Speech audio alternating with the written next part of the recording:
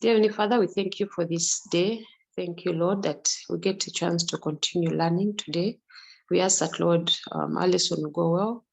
May we all have power and internet wherever we are. We ask for good health. We ask that any who are sick, Lord, they shall be healed. And we also ask for comfort again, Livingstone and his family, and any of us who might have lost our loved ones within this time. We thank you, Lord. In Jesus' name I pray. Amen. Amen. Thank you, Doctor, for praying. Okay, now we will start from where we stopped the other time. At least from the previous 3 data sets that I gave you, I believe this time round I've decided to give you what to do in advance. And I want to appreciate those 10 students who tried to do some data pre-processing, and they were able to send their work on my email. I have looked at them. However, I'll give you my comments today. There are things that was disturbing me on Monday, and finally I've seen them all in your work. And some of you are saying you need only 2 hours, which is okay. We will go for those 2 hours, 30 minutes today. But I will try to talk about everything that I want you to know, especially when it comes to dealing with handling these data sets. Then we will later handle that bit remaining small thing of, we shall talk about it. It's small, it's just correlation. But this was what was disturbing me a lot when I was giving you the other assignment. So when you look at this student's work, I have picked maybe an okay, just random. I've opened some files here random. And when you look at what you people were able to do, at least these people who sent the work were able to read the data set. So here they were able to read the data set, but the only problem here, he only imported Pandas. I think he's not interested in plotting because I don't see the matplotlib. And he knows very well Pandas is a library, the module which handles data pre-processing. So that means basically this is you're likely to get problems when it comes to what? Visualization. So let's look at how he tried to visualize his data set. Maybe, okay, he imported matplotlib later, but you see, these are the things which I was talking about. Look at the x-axis and the y-axis. We know very well that by standard, if you're going to visualize your data, the data set, okay, the graph, the bar graph, histogram, or line graph should have a title. If you don't have a title, you don't get marks. Should have a y-axis label and the x-axis labels. So you should label this part. You should also label the downer part. So these are the things which I was talking about. And I knew that it was going to bring problems. That's why I wanted to mention it earlier. Then, since I've given you the data set, today I want to see how much you have learned on your own. Some of you had requested you want to do it on your own. I will also be interested. Look at this work. But at least the person tried and sent me the work. That's why sometimes I feel like if I do the work and you follow, would be okay. Now you see, if this person sends me a work like this as your final group project, definitely you're going to get low marks. Because first, you don't understand why you are analyzing this data set. You don't even have a key objectives why you are analyzing this data set. And you don't even know which column am I analyzing. That's the problem. It tends to look easier that, okay, I get the data set and play around with it. But now look at what happens. Not one. There's only one person who tried. I think it was Emmanuel. I'll come back to Emmanuel later. Okay, look at what Emmanuel did. At least he tried. You see, this is a consistent student. Those ones who have been speaking very well, contributing in class, they have never sent me their work. Eh? They have argued, but nothing. It's only Emmanuel who has managed what? To send for me exactly what I expect from a student. However, he plotted so many pie charts here, which consumes a lot of memory. Sometimes you may realize your computer is okay, memory space, and yeah, it takes a lot. But here you can see it's having a title, and it's having what? The labels. You're supposed to put these labels here. And this is a good illustration or a good data visualization. And if you look at this code, how the code that is showing the pie chart, you can see how he implemented it using the for loop here. So you look through all those, and then even the size of the pie chart, he put it to be, the figure size is 10, so that the figure doesn't become very big. And this is a good example of a serious student. Okay. And he talked about, at least is picking up, is understand. He talked about the key columns he has analyzed. You can see it here. He has also managed to look at the objectives. That's why he's able to look at what? Division 4 by year. Then also the visualizations is well represented. That is pie chart. Let's look at this bar graph. Let's look at this bar graph.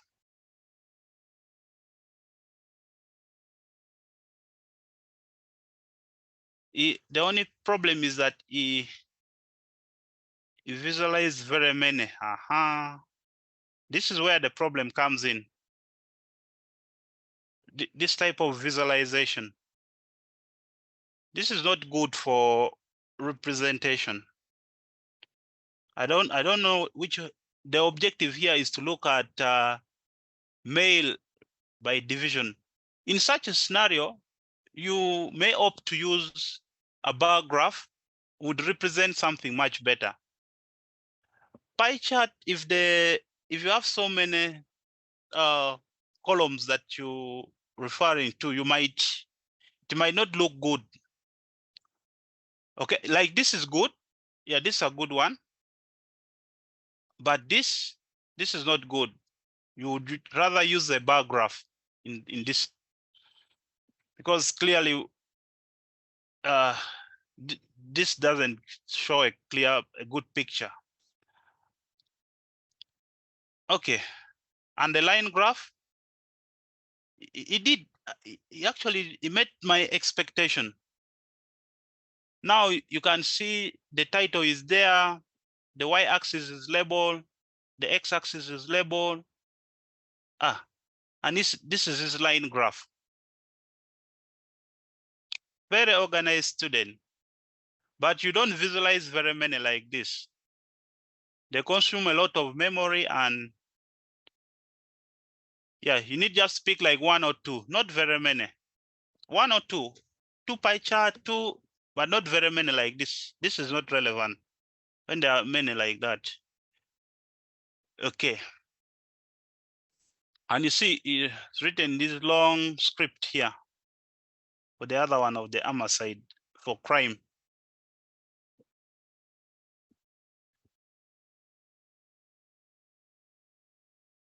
You can see his heat map, but it's already messed up.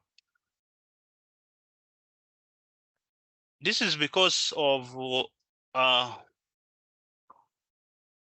failing to pick. Okay, this heat map is not bad, but it contains a lot of data. So this still goes back to your objectives.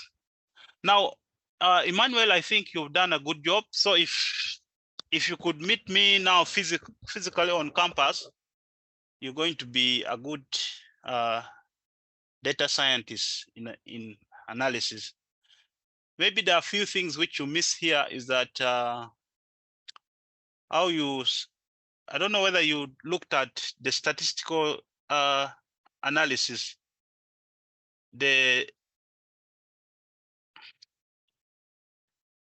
descriptive statistics.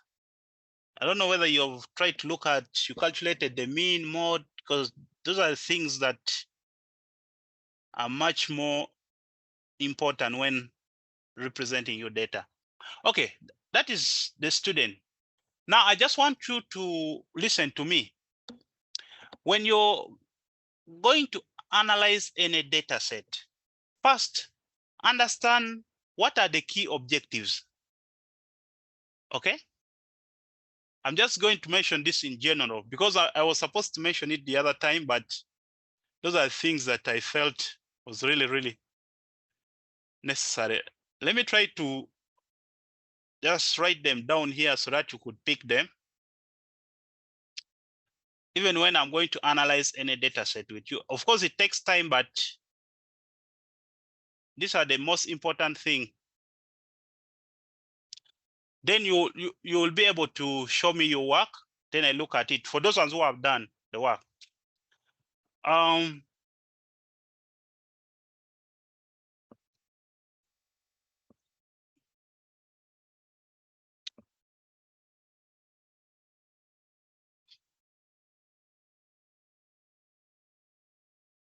Okay, so these are the most important things that I want you to always do as a student whenever you're analyzing your data set. Okay, first, the objectives. Okay, for analyzing your data set. For analyzing your data set. So this is very important. Before even you analyze any data set, why am I analyzing this data set? What am I comparing? Okay, that is very important. Most of you just get a data set, run straight to pre-processing or preparation. But even when you're writing your final report, remember you're going to do documentation. What are the key objectives? Let me put it here. Key objectives. Key objectives for analyzing your data set. Once you understand that, it will help you. If I'm going to look at performance, I will come back to that later. Then 2, what are the features of the column? Features of the columns. Columns you analyze or you're analyzing. What are the features of those columns you're analyzing? It is very, very important to know and why. And why are you analyzing? It is very, very important before even jumping into those data sets and then start playing around with it. Please take note of this. I'm not going to get any time. Today is the last day that we are talking about this. Next, I'll give you the outline of what we are going to cover next week. And that is going to be machine learning. But specifically, on Monday, we'll start with decision trees. So you have enough time to go and read and do your research and be able to practice. So that when I come, I'm writing the codes, they don't look a little bit new to you. Then another thing that you should also write, this is what now I'm interested in, the pre-processing and preparation. Okay. Sometimes it is not good to show all the data sets. Remember, there is what they call head and tail method. The head method. No, I'm just trying to talk about it. Let me know. But there's what they call the head method. You can do head and then pass in how many, like if I wanted to display like 20 or 10 rows, head and then tail, it will display maybe the last 10 rows, okay? So that you can visualize. But once you're done visualizing, you should not display all the data sets, all the data, because it's going to be very difficult for someone to scroll through. This is what I'm talking about, like scrolling through all this. This is not necessary. You can just show only the data frame, to show only at least the first 5 or 10, depending on what you're trying to visualize. Then later you reduce it so that you can come back to maybe like 5 or down. That's a good practice because it drains a lot of memory. That's why the other day I was saying that I will be teaching you tomorrow. These are the things I wanted to cover. Okay. Now, whenever you're talking about the pre-processing, of course, this now I'm helping to guide you because this is going to be your first project that you're going to do. Remember, you're going to do about 3 projects. Some people will do this analysis. Some will do the one which involves machine learning, training and testing the model, decision trees, the machine learning. This would be the data science. And I expect you to do visualization. Then the last one would be, it would be to develop an application using Django or Flask. Yeah, so these are the 3 assignments you are going to expect. I think no, at the end of this month, I'm going to introduce the assignment. I'll give you the all final assignment.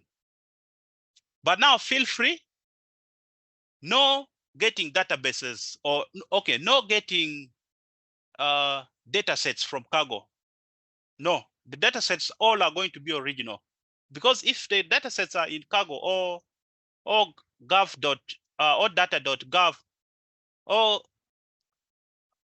Geeks for Geeks, all those you're able to go there and look at the solution. So just know that you can go there only to look at ideas how to do it. All data sets must be original. I'm someone who prefers original data set. Any data set that we have used before, it will be used for example. It will not be used for the final project.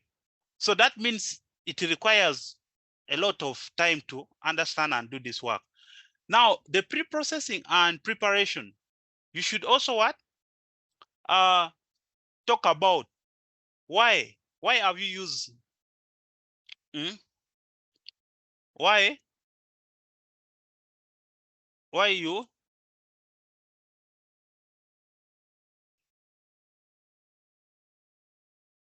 you chose them.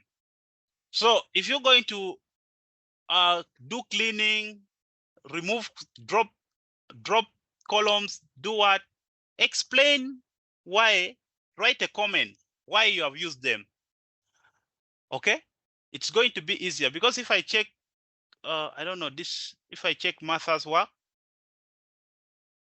and I try to look, because this is also another way for you to learn. Check null. Why did you use the why did you use this? You try to tell us, okay? Why did I use check null? That's important. So that when I'm marking the work, it's easier for me to follow the comments and follow through your work. Let me look at this gentleman also. He did some pre-processing, I'm sure. Confirm the shape. Okay. No, this is easier, but let's come to drop. You see, this is what I'm talking about. You just put the code here for drop. But why are you dropping? And which column are you dropping? You need to explain that very clearly. That's why I needed that time mostly for this particular part. Because if you don't, you will be losing marks, because marks are being awarded for those pre-processing objectives And then talk about the data sets. Remember, I've given you these data sets. What does the data set contain? I expect an introduction or about the data set. This data set is about what? The UCE what? Performance, UCE analysis from this period to this period. And then in your introduction, after analyzing the data, you say, I've analyzed the column for male and female based on their performance in terms of division 1, division 2, and you explain them. And also you can use screenshot. Okay, let me show you. You can once you're done, you can just copy this. You copy this image and paste it into your document. These screenshot annotations, you should include them for this visualization, this kind of visualization. You will also get marks for this screenshot that is generated and you drop them. It is very, very important for your what? For your final project. Okay. Then also you can take some screenshots showing how you are explaining your data before cleaning and after cleaning. Okay, before cleaning, how was the data set looking like? You could take screenshot that this was the data set before cleaning, and then this is the data set after cleaning, and these are the changes. It is very, very important. So I think now with that, you could do visualization, do those visualization, and you'll be good to go. Then you give me a conclusion at the end, at the extreme end here.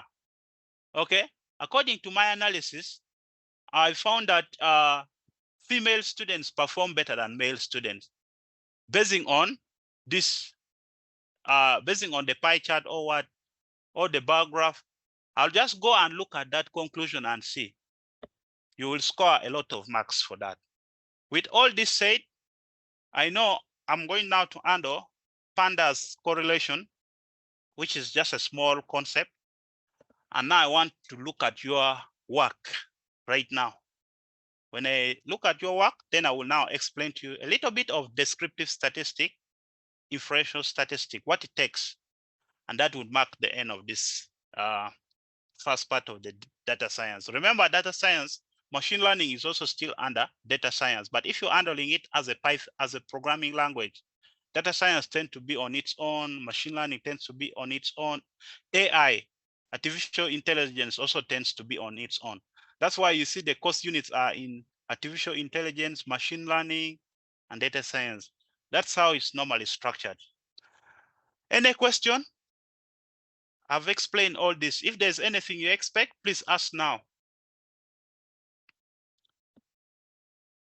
Any question?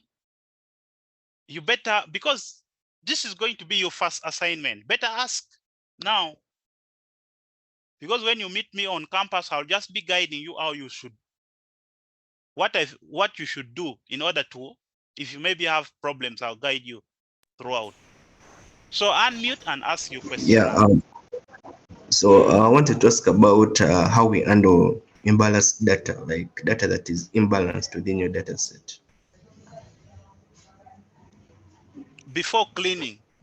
Yeah, before cleaning, how do you handle that, the imbalanced data within your data set? Now this goes back to, okay, do you have, among the data sets that I've sent you, do you have one? And I tried to show you how you can handle it. Which one do you see that it is imbalanced? So that I can guide you properly. Personally, I was reading somewhere, some article, how they handle imbalanced data. I just wanted you to give an highlight in case you find imbalanced data within a data set. It depends on the data set. That's the only thing. Otherwise, the best would be, it depends on data set.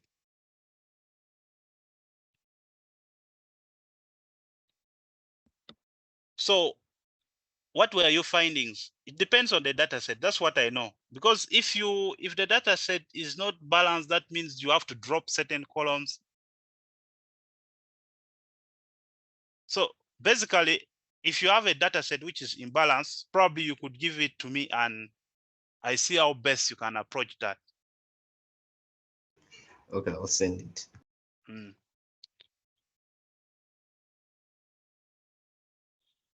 Because there are very many instances how you can play around with those data set. I think one of them probably you could try to resample it.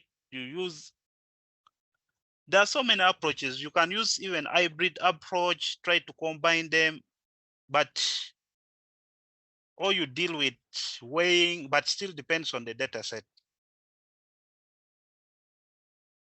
Or you can try to generate some new features that you can work with it in some of those data sets, so that you can look at the features differently, probably from those data sets.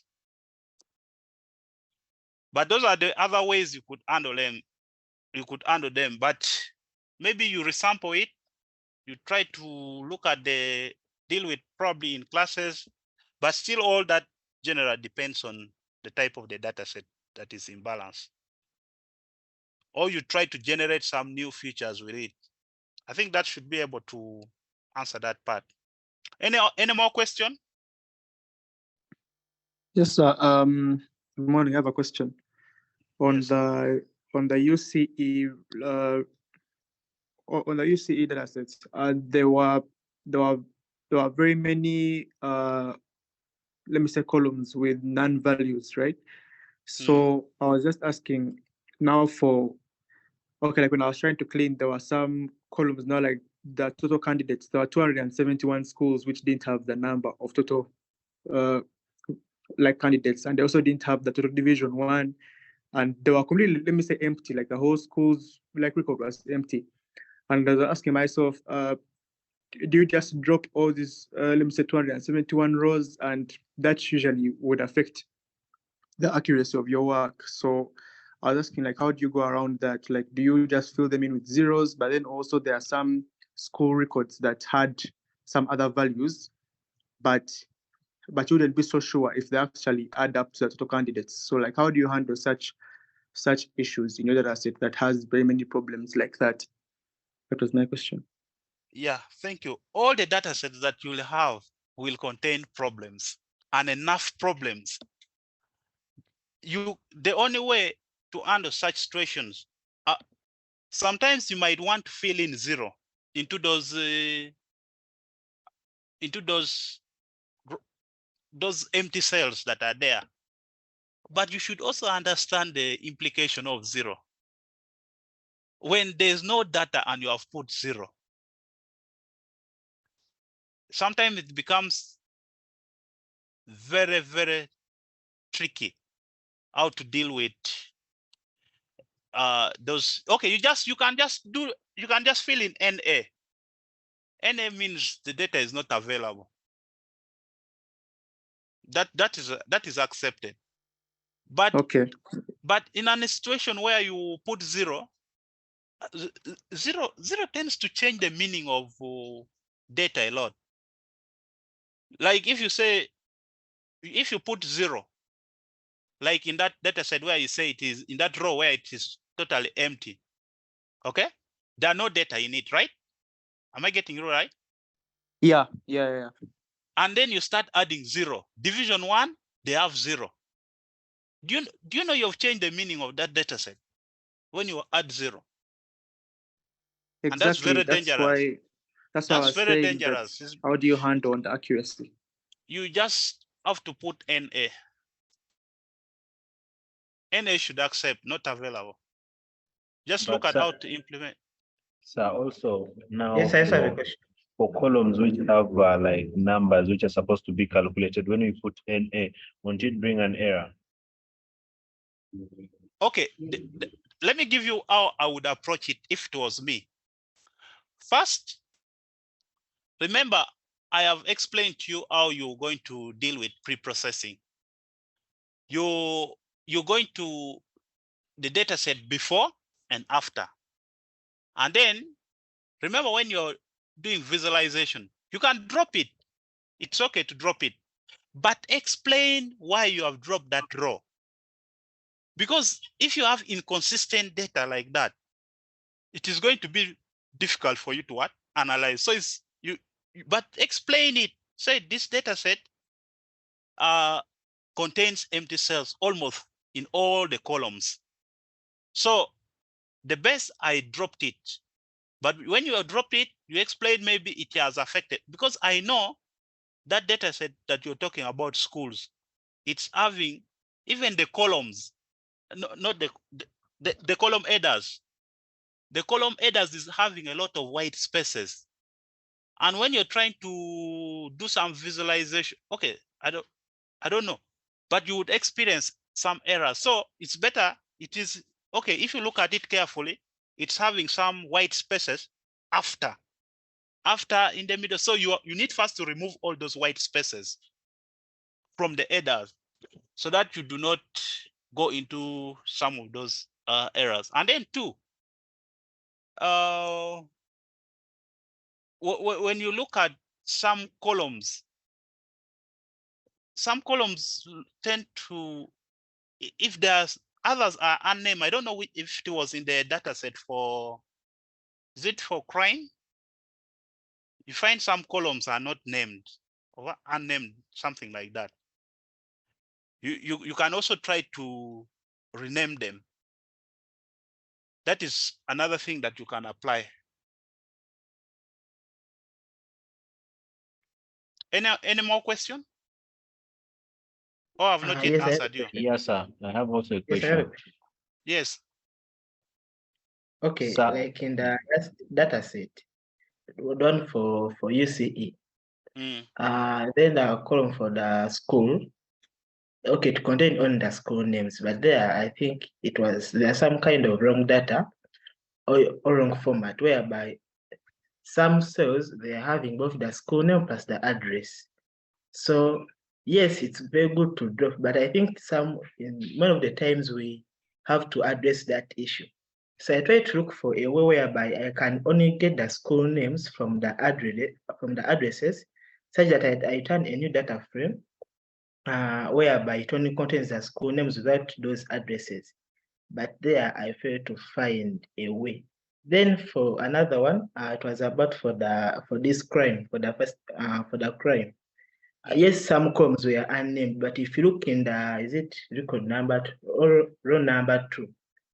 It's where actually having the column headers. Like most data sets, the column headers are come in the first row. But for that one, the column headers were, I think, either in the second or third row. So I was also saying, like, is there a way whereby you can interchange the values in the third row to become headers for the first row? Then for the last thing it was about the profile, where we have the data set of years of year. Like, yes, of course, when try to run the info method, all columns will return as a data type of object, because even the columns for years we are containing some string values. But remember, you can't go through all those columns manually. Like if you go to year 1 and you try to look for only those string values and then eliminate them, such that column can become an integer or a float, is somewhat kind of difficult. So I also try to look for a way whereby you can look through the whole columns, and it only specifies those columns with maybe less than few. Now we're going to improve. Owen, let's improve Yes, it like this. I'm going to stop sharing my screen. Whoever has tried to do that work, share your screen, because the other remaining part is small. I'm going to explain it very fast. This is just to help the entire class. Request we go practical, please, so that we can visualize the challenges and solve them in real time. Okay. Yeah, let's go practical. Share your screen. Sir, I would also like to know if what the dashes mean. Do we just leave them as a dash, or what do we consider them, a null or any other thing? The dashes within the data set. Yes, the dashes within the data set, because the one of the It means dash means there's no data. Okay, thank you. Mm. So sir, do we consider it as a null or Null, no, any Okay. kind of any? like, yeah, not available. Okay. So is Okay, sir, let me do we have to change it, or we don't have to change? If we find, in case we find them, do we have to change, or we don't? I think, no, you see, it's better you remove, you try to harmonize it so that the dashes try to find a way of removing it so that they're all uniform. Okay, sir, I hope my screen is visible. Okay. So which Okay, one are now we this- beginning with? Okay, I'm searching with that data set, one for the UCE. UCE. Perfect. Yeah. Now let's go order by order, and I will give you what my view is on what should have been done. Okay. Okay. Mm. Okay, sir. So this is my data set for UCE. So here I read the data set, then I try to display it as you can see here. So and from there, so we can see that it has 117,639 rows and then 48 columns. Then I try to render more information about detailed information about the data set. This is the output. I will see that, okay, yeah, the null count and then the data type, as you can see here. So then I try to check for the nulls. Then if you try to check for the nulls, for each column, you can see like female total division 7 column has the highest nulls there. Then now, actually, if you check, you see that there are some columns with empty, some, now, I think that came in the data set too, but here, some columns, like they may be having nothing and no value. So it's better you drop those columns. So to drop them, you run the drop now, then the axis, the axis argument means we are choosing columns. Then how, the how argument means like that columns contains all its cells are empty. That's what it means. Then in press true, we want it to replace our original data set. Then I try to run it here. Here, actually nothing was dropped because it didn't contain any empty columns. Like all columns at least have at least one value, one or more values. Then I come to filling in the empty cells. Remember, filling in empty cells, I have to fill in empty cells for the numerical values. First, is what I'm going to do. So since this data set had many empty columns, what I did, I had to first, I got like, okay, like, remember, okay, so if you look at the nulls, if I try to go back here, some small here, if you look at the nulls, this column for female total, because it has many missing nulls, so that means you cannot replace the empty cells with either the mean, because the mean they get the actual total out of the total number of items. So if it has many missing values, then you kind of you cannot go descriptive. Okay, so it will be to be kind of somehow low. So me personally, what I did, I got the mean. So we are going to replace it with columns. Okay, let me start here. Here capture the number of values in each column. I saw it in a variable total values, whereby this actually counts the number of values for each column, and I'm storing them in a variable called total values. Then determine the threshold. Now here, the threshold, say it's my limit. Let me call it my limit. We get the total values divided by 4. Now this determines the threshold for missing values. For example, if the total values are 80, my threshold divided by 4, it will be 20. Then here I come to and I filter the numerical columns basing on the missing values threshold. So I since that data set contains some string columns, I first have to get the numerical columns, whereby I get the DXUCE, then the select data type, include, then I use the NumPy module to NumPy.number. This actually gets all columns that only have numerical data types. For example, int or float. Yeah. Then I get those columns by their names, and I store them in a variable called column names. Then I create an empty list called filtered columns.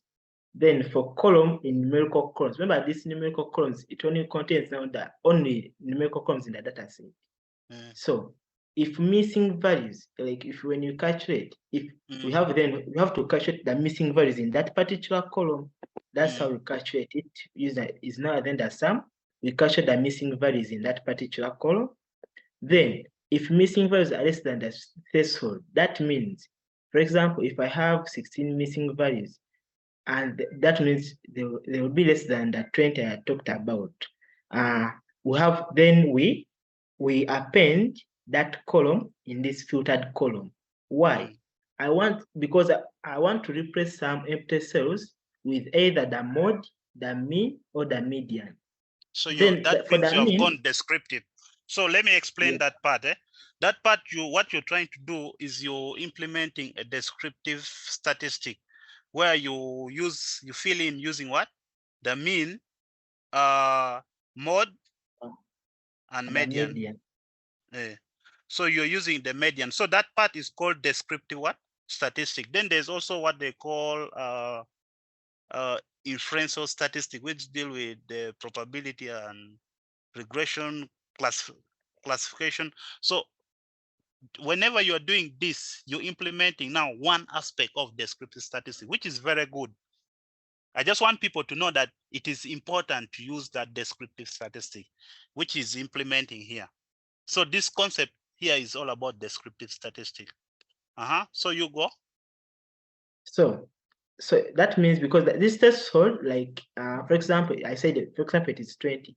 If they are less than, if the missing values are less than this threshold, then for those particular columns, we are going to replace the empty cells with the mean, because at least there the mean will be it will be somehow real.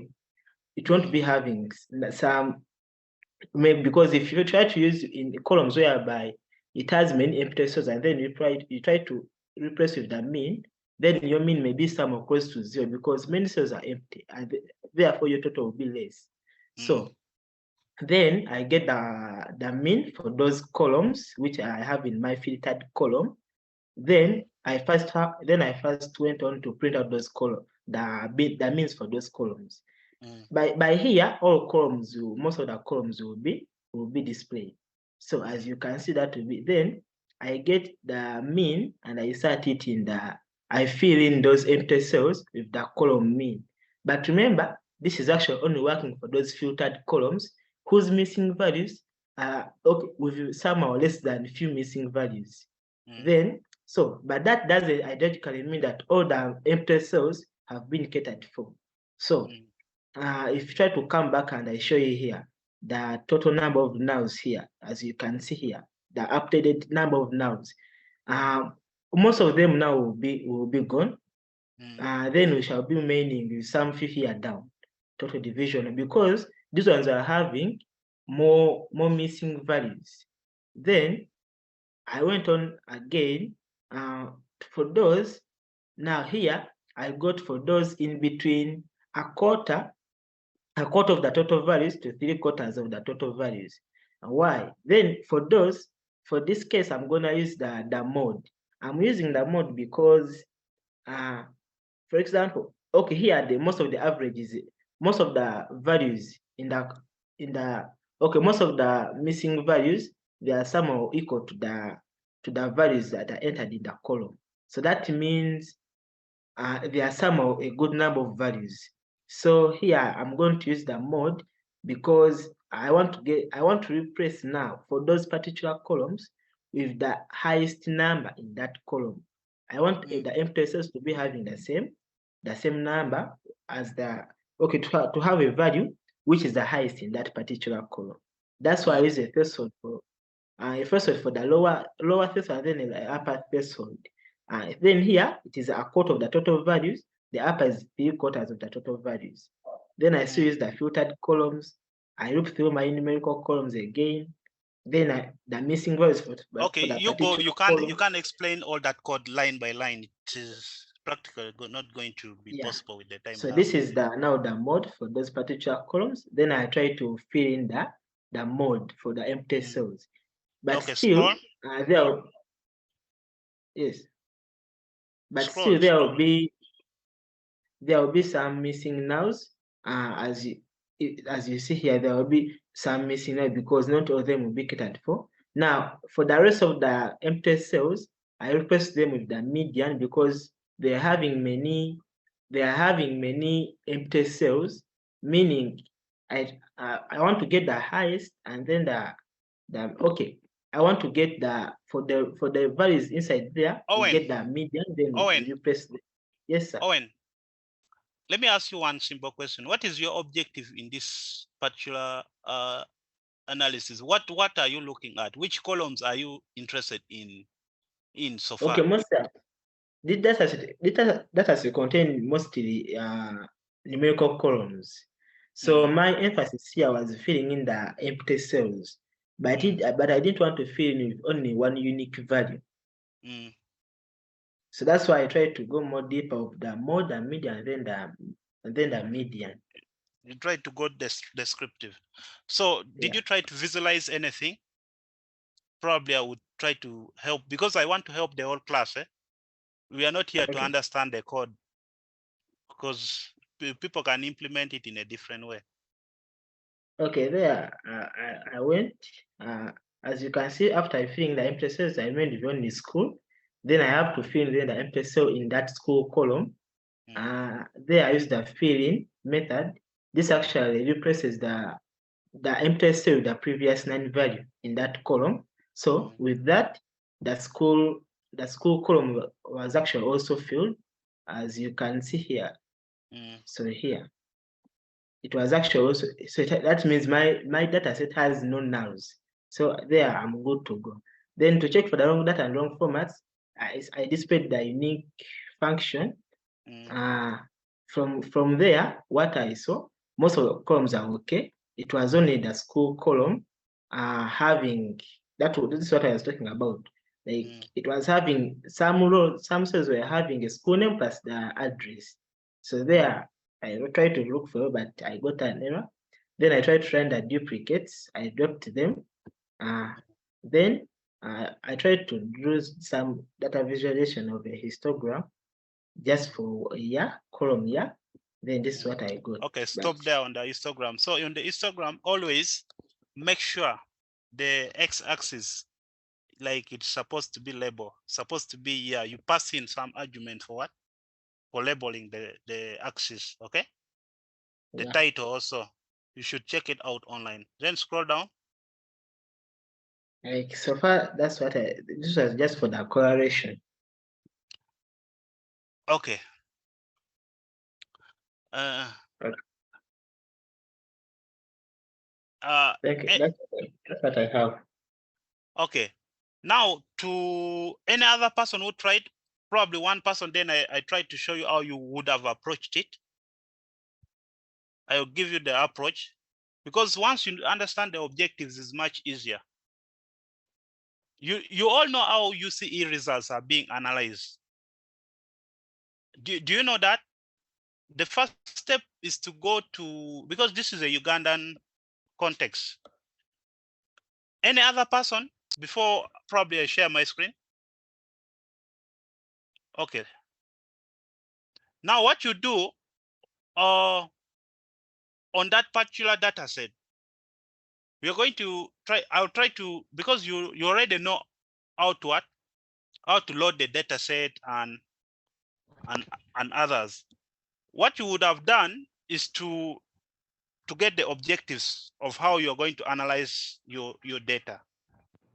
Because if you know that I'm going to basically represent male and female by division 1, so that you would be focusing on only that column for division 1 and division 2 only, so that if there are missing values, you try first to handle that, because that is what your objective is. And then 2, the problem is also with the columns. So we'll try to go a little bit practical, but time may get us on the way and we may not finish everything. But let me just try to, I'll try to do what is possible. Okay? For at least it's coming to, for at least then we'll meet on campus. I'll be helping you probably alone or in a group. Okay, let's see what we can do. So we'll try to have this. Let me just put for those ones, this also helps those ones who have not been there. There are several approaches that are there, but I don't think it may be possible to handle it even if in 30 minutes. But I will just try to go around explaining what I feel can be done. So let's do that, because people wanted us to go practical. I hope you're seeing my screen. So IPYNB. Okay. Remember, I've already talked about, I'll try to be a little bit brief. I'm not going to go into so many details, but I will try to keep it simple because of the time. And then if you want more details, then I'll try to show it to you.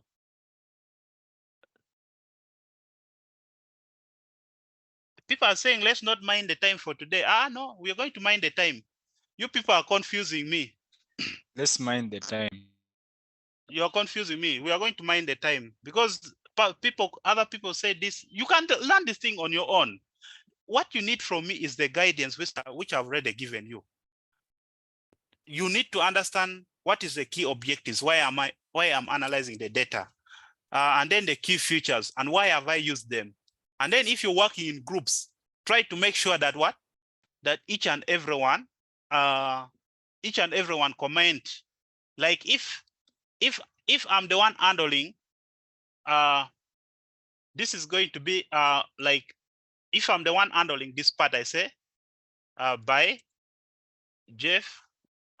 Okay, Geoff. If you are like, let me show you how you would handle those like as a group. So I will know that importing the database, importing the modules, it was Jeff. If you are 4 in a group, so this is my contribution. This is what you have done. Then I'm just sampling. I'm not going to use everything. So you first do. Let's first get all those. Not all, but I'll try to pick basic. Since we are only dealing, we need pandas as PD.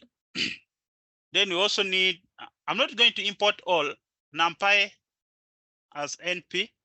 I'm not going to handle, maybe like pick all those modules. We can add those modules later. Then import Seaborn as SNS. I'm just going to show you, but there are very many ways how you can do that. Then let's also import matplotlib.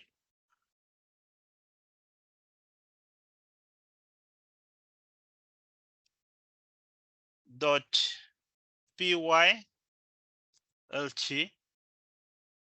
as PLT. Okay. I think that is it. I don't need to, you could write the other one, but it's not basically, there are so many things I'm going to ignore today. Now, here, I will still know that it's Jeff who was handling that part in the work. Then here I say load the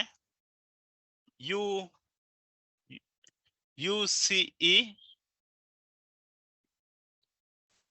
result dataset. this is easier for everyone, okay? You just make sure that your data, the variable for your data frame, you call it what? DF. Then once you do that, then you just do pd.read, which I don't have to explain this. At least you have gone through. This is the line of code that reads the data set. But you can put it, then you try to write it. It is you CE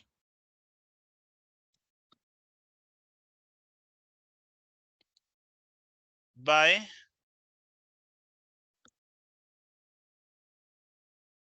school.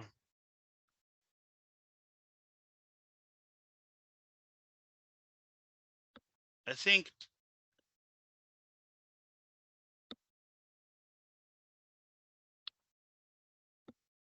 time may get us, but I'll just try to talk about what is important. Okay. So this is it. Let's hope that is the correct spelling for this data set. I am pointing over it to see. Okay, that is it. Now, what I can do, I can do DF. You missed CSV, Sam. Missed the V. I'd put CSV. It went away. B. Eh? B should be capital. Okay. By. Okay. Now it is asking for which kernel is running.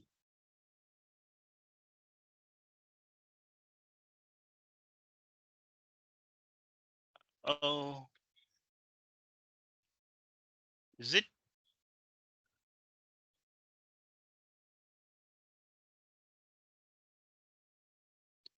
It's not accepting that. I'm within that same learn Python. You didn't run the upper one. Okay, that's okay. So I'd put Jeff assignment. So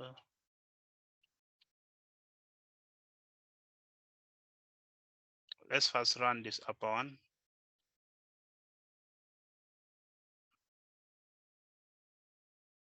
Okay.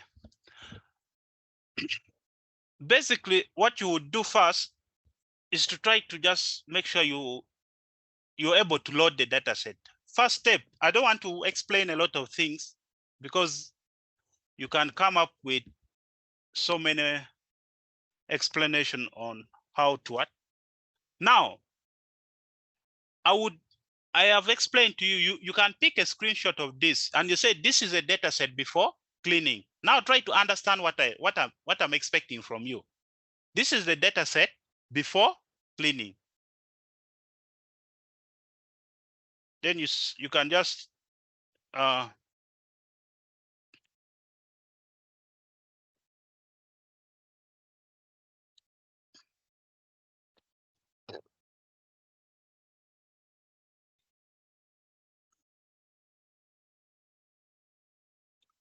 okay, you can probably pick maybe the first 20 or 5 or 10. You can just take a screenshot. Take a screenshot of this and also put it somewhere. Then also data set after cleaning. Okay? That's the most important thing that you can do. Then what is the objective? Why am I analyzing this data set? So I see this data set is having a column for, personally, it's having a column for male,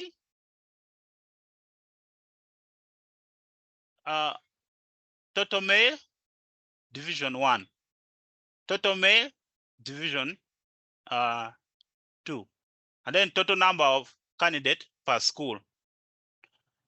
So I can probably look at, I can represent it maybe within Kampala, Central Region. That means you can import the module for maps And those are the objectives that I will go with. So I'm going to look at male and female performance. Are there female here in the column? I see male, male, male throughout.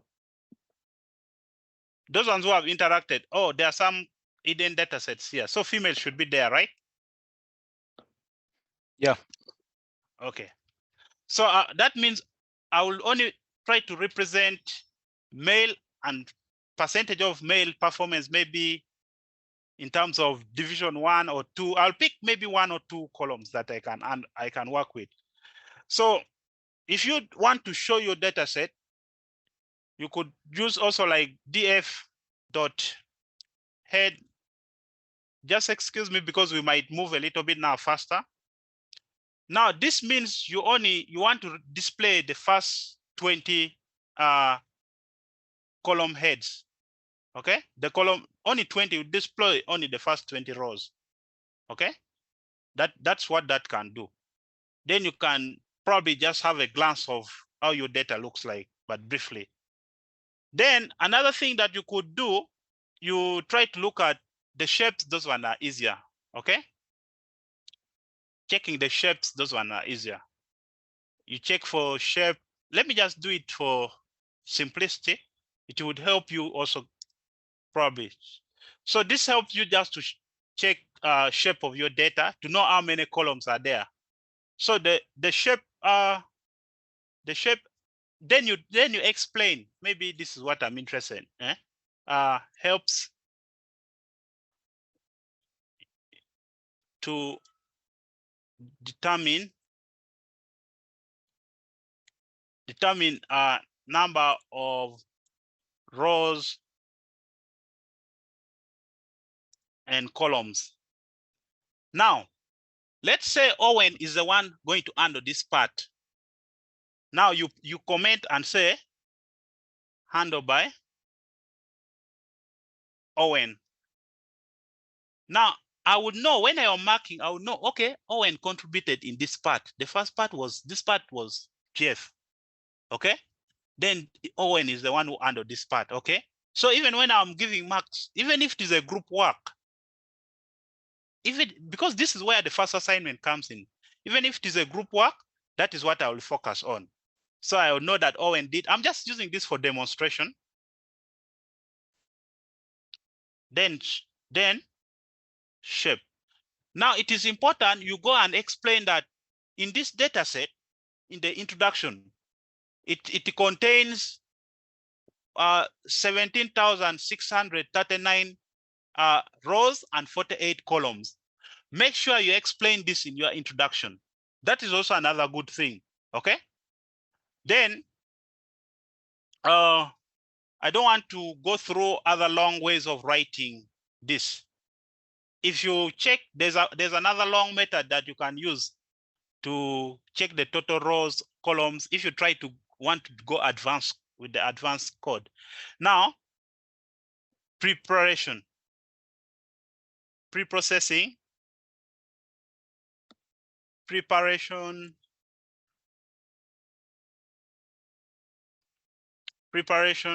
and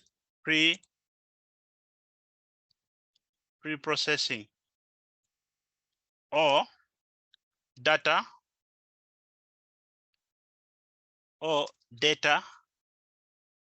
cleaning.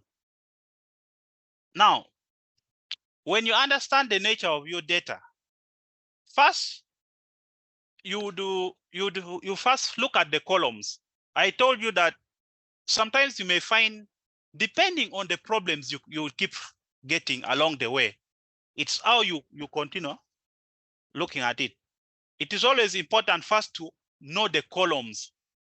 Remember, in the other way, this way, I can't see all the columns. So my process is, in the preparation process, I want to first know the columns which are there. So I can just basically to check the columns, because literally I'm asking you what are the columns. Okay. Now, in this column here, that's when you will start understanding one thing that I was talking about. Like you see, you have the word district but it's having a white space here. There's a white space here. School, total candidates, division 1. Okay. Now, total female, division 1. Total division. So you could see there's a white space here.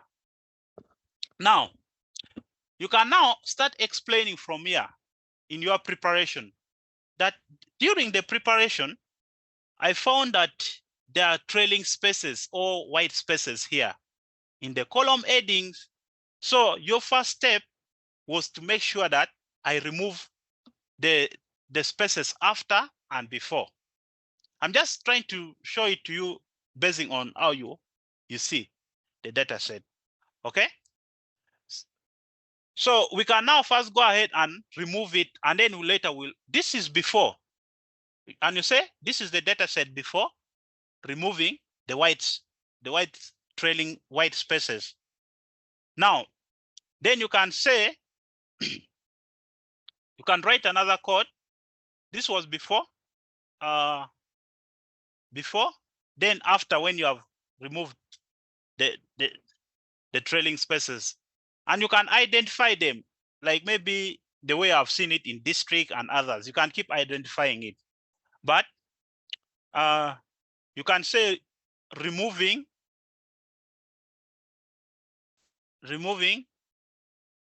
white spaces. Sometimes this can affect when you're using a for loop to loop through the columns. You say district, but you find district is having district and white space. When you want to loop through that column to check for any null value or what, we'll try to see how we can implement that. Now, how do you remove that? Just try to write a simple code. You can Google online and find it, then you implement it. That's what you will be doing in your group. Then you can just say columns. Then you create a variable, then you do df columns. Then you use a series. Okay.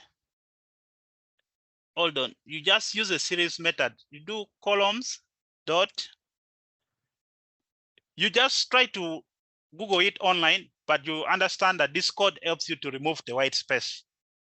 Then you can use, it's just a strip kind of a method that helps to strip out that part. Then you do for me, what will be helping me will be what? It's going to be the tab 9. Not even tab 9 alone. It will be the Copilot trying to help me how to implement that. Okay, how to just get most of those things. So I'll do apply lambda. I'm not going to be able to explain all this code line by line, so it will take a lot of time. But this helps to what? To remove. Then you use the strip thing.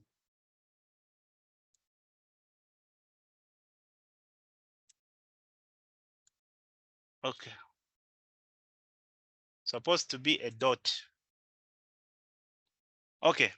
So when you do this, and then you do a df column, it will definitely now return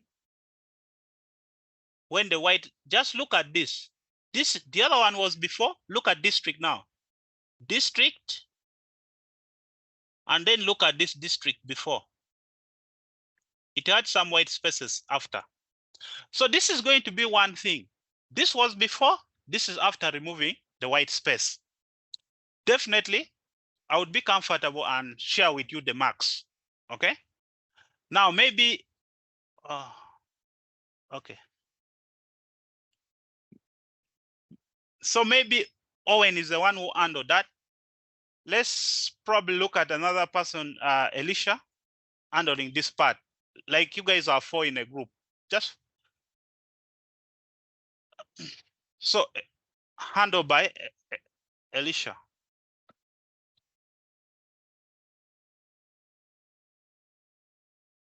Okay. Now, you know that Elisa is now handling this next part. Now, you already have, you have removed the columns. Then what else do you want to deal with? Now, let's say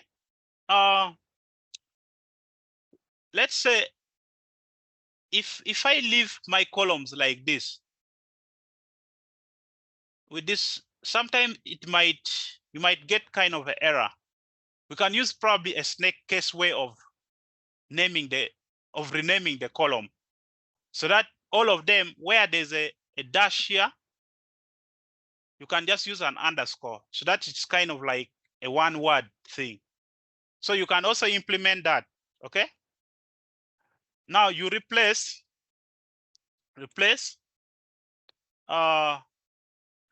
column names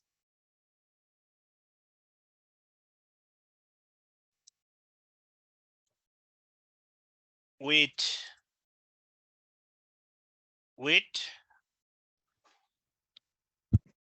underscore.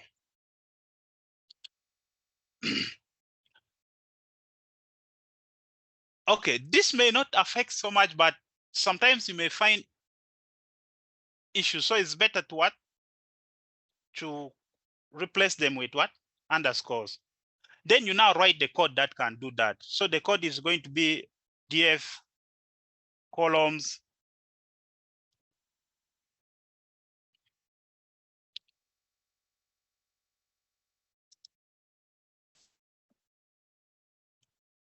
you can search for the code anywhere, how to replace that. But this is what you could use probably for that. Because those trailing white spaces, sometimes you can find more about it, but can sometimes affect your visualization. So you can just do quote. This represent the one with the white space, then the one you want to replace. You've done some find and replace somewhere. So basically, when you run this, and then you do a df columns,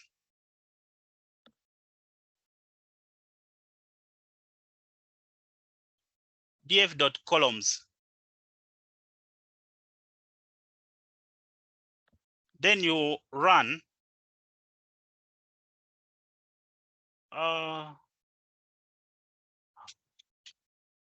Sir, hold on. in your replace function, you didn't supposed to put a space within the within the quotes. That should solve. That's why it was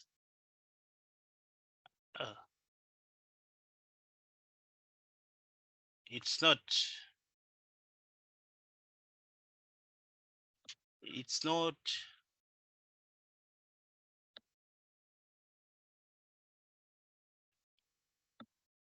Excuse me. Try reading the dataset again. Yeah, you have to read it again.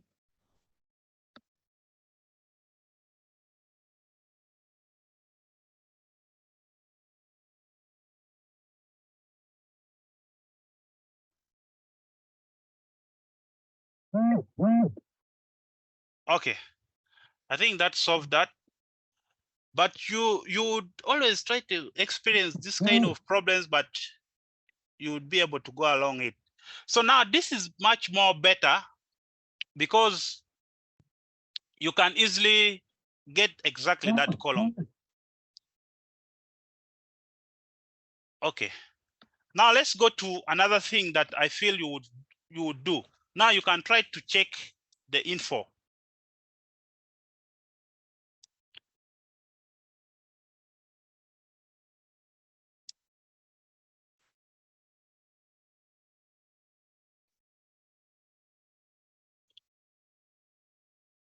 So for info, you just do df dot info method. You now know what the info method does. Now you look at the information which are there. Now here you would notice, remember what you've done here, try to explain it in your pre-processing. Write and say that the columns that had white spaces, we decided to replace the white spaces with what? The underscore. That statement has to be what? There. You could use screenshot. This is before, this is after, but it might go beyond the limits. You could see which one to write, which one that feels like you can use that, but you know what to do. I'll try to guide you more on when you meet physically on campus. Okay. Now in the info here, you're able to see the data types or the data structure. The year is integer, object, float. So it tends to give you a picture of what kind of what type of information you have about your data set. Okay.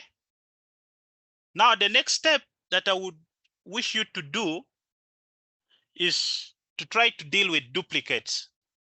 Remember, there are duplicates, wrong numbers, what? You could try to check. First check if there are duplicates or if there are not duplicates. That's the most important thing. Try to implement those 4 aspects. The first one is what? Empty cells, which we are going to deal with. You could also deal with duplicates, wrong data, and wrong format. Those are the only things I expect you to play around, okay? In order to get more marks in your final project. So let's first begin with the last one, which is check for duplicates.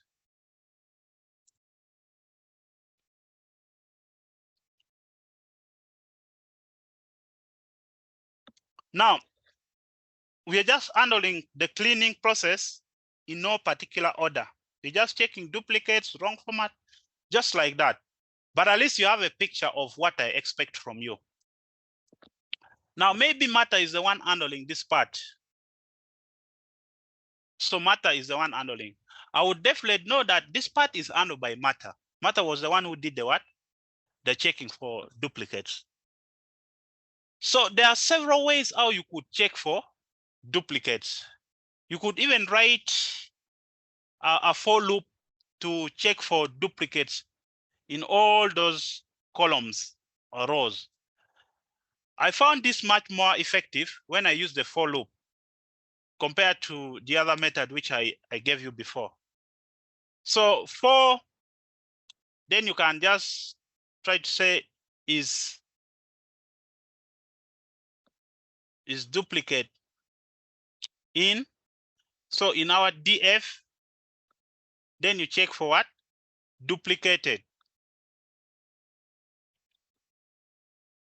If you go to websites like Stack Overflow, all those ones, you should be able to find them. There are several ways how you can handle it. Then you pass in to check the arrays. Okay.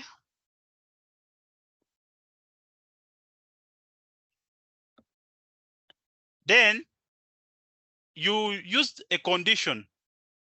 If the duplicates are there, then you try to, maybe you want it to give you some kind of like you can create an output like duplicates are there. You can identify the duplicates and drop them at the same time so that you don't waste time.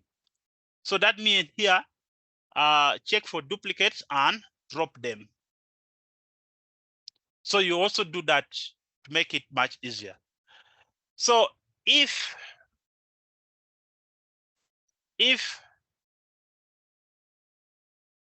duplicate, not duplicated, okay? Then what kind of message do you want it to show you? Now you would say, if the duplicates are there, print, then you say duplicates. This is just your own words that you're doing.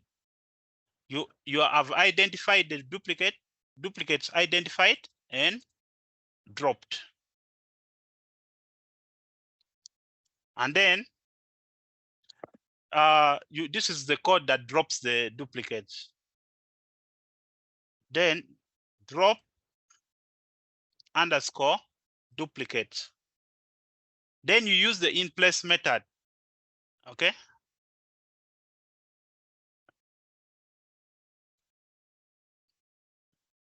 All right. Then you could create a break.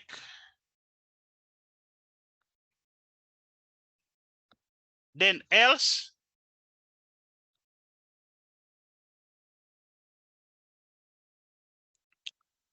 do what? Else, now you're looking at the situation, the duplicates are not found. That means else and just pass. Then what output do you want it to display for you if there are no duplicates? Then you say print, just want to know. Print, no duplicates found.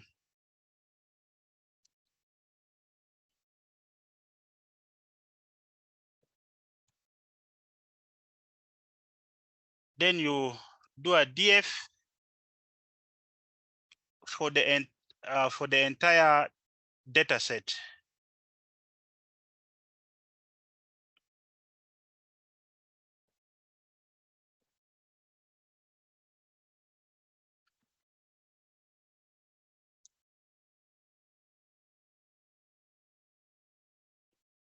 Okay.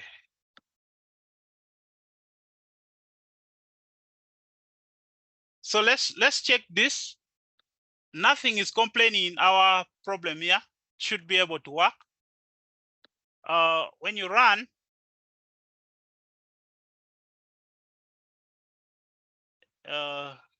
we're getting kind of an error.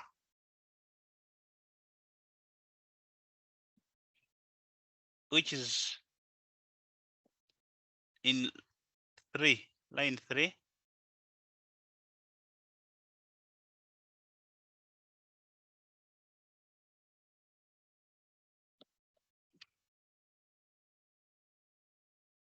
For duplicate in duplicates dot array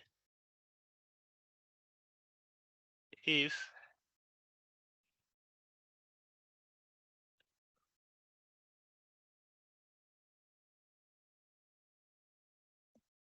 okay, why is the error coming in?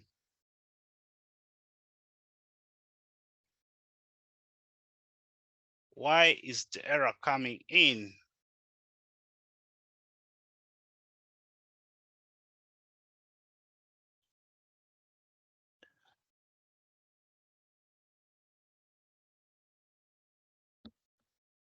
Why do you have this error?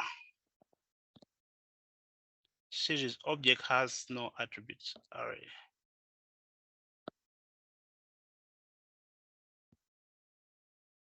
Okay. Try to remove this and see.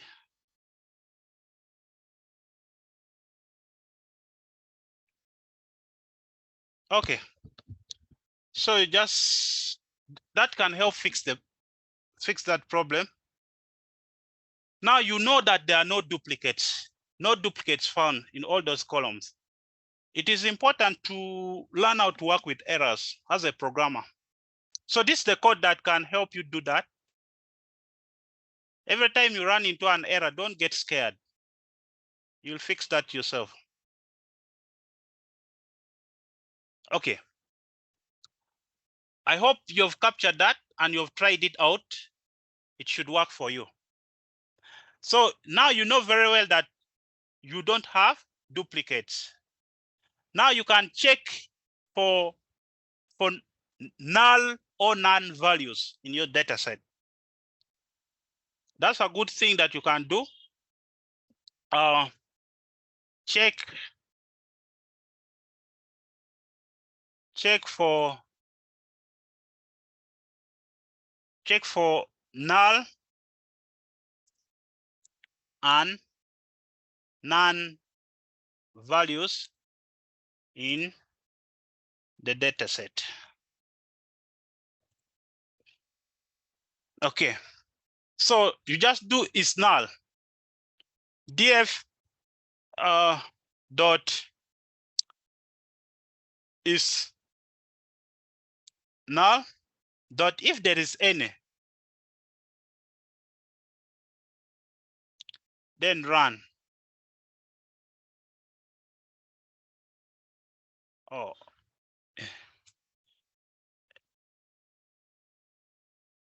df dot is null. This is the problem. Is null is a method.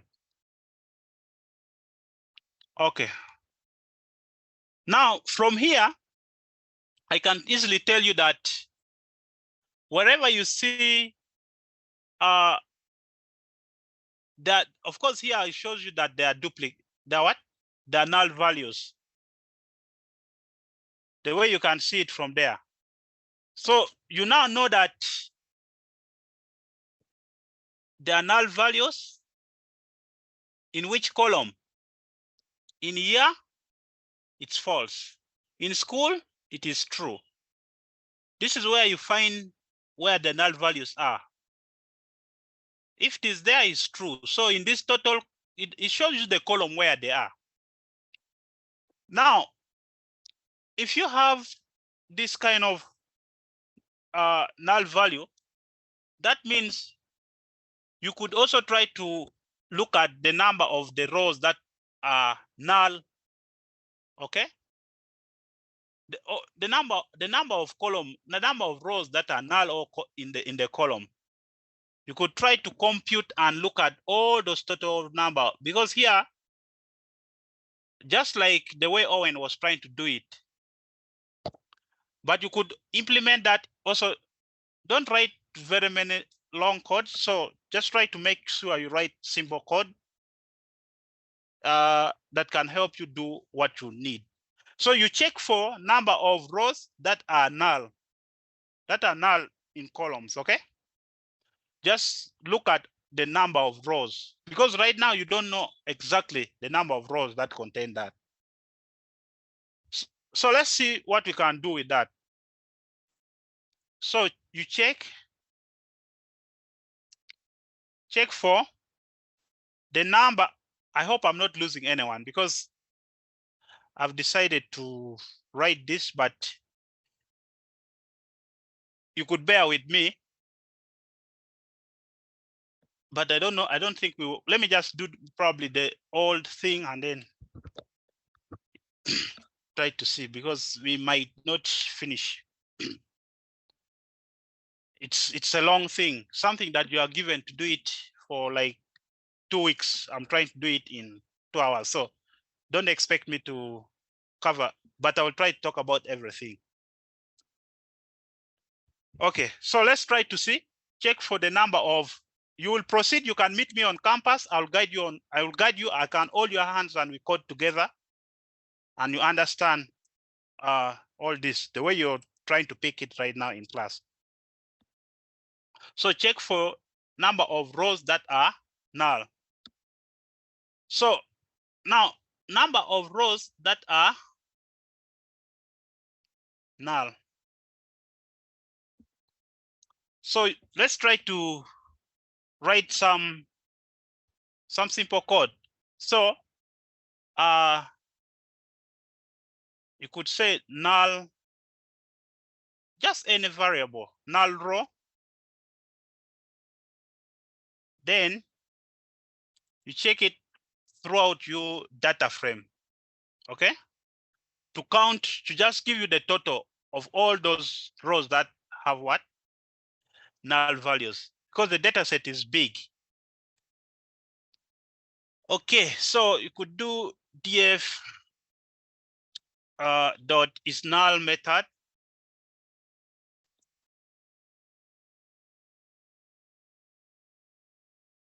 Then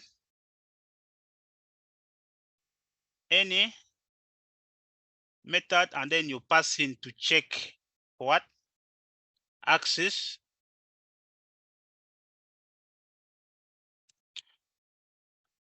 You look at that entire axis. Then you can now try to compute.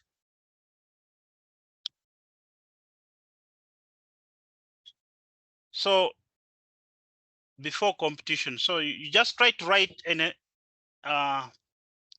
this is probably before competition. Let me just try to make it before competition.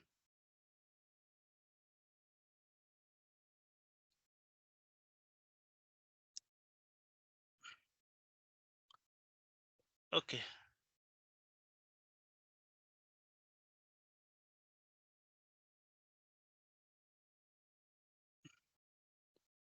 Remember, I'm using tab 9 to help me. So if I run into some error, I'll be able to fix it.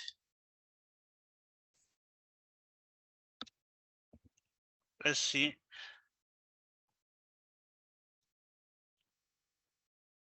Check through the length, which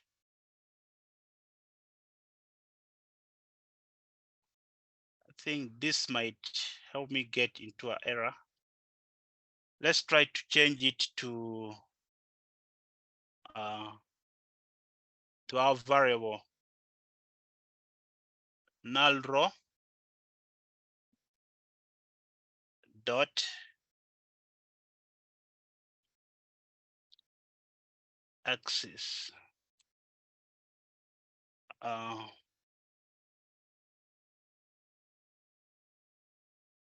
Okay. Then this one, let me just try to give you some output which can guide you. So this output is basically to print. What is it supposed to print? Number of rows that are null.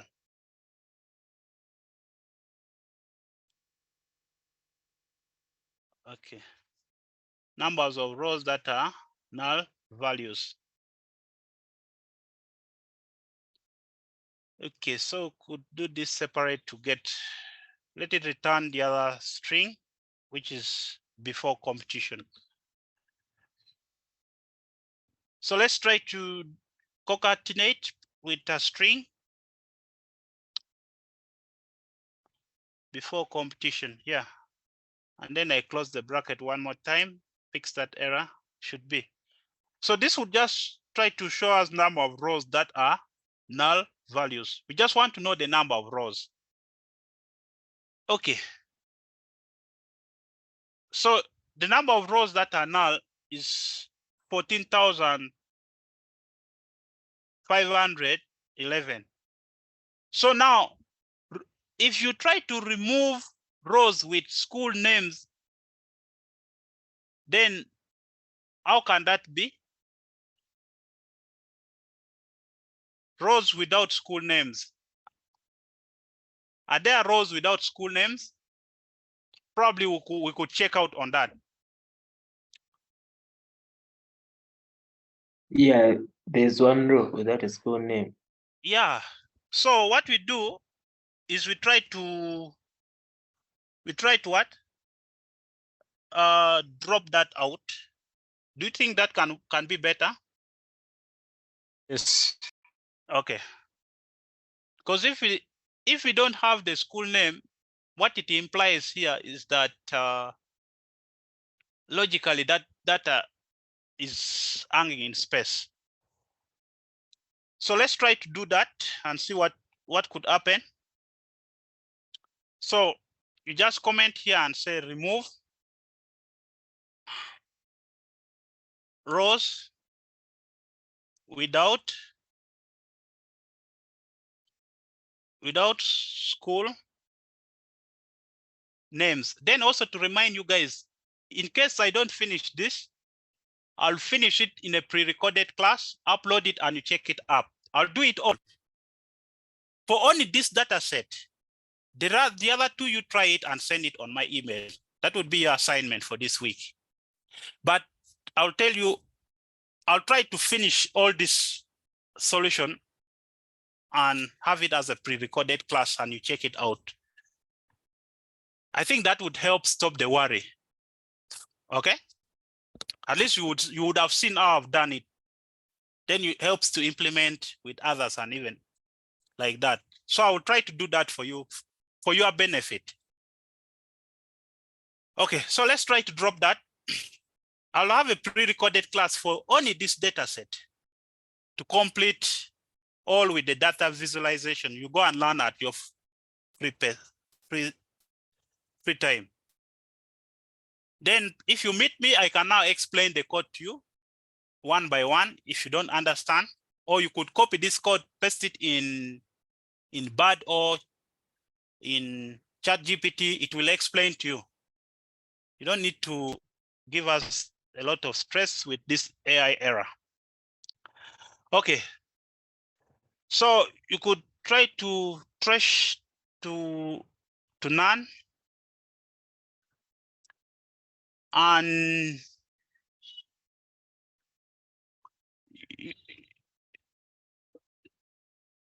we're looking at the column for school, school without name. So the subset will be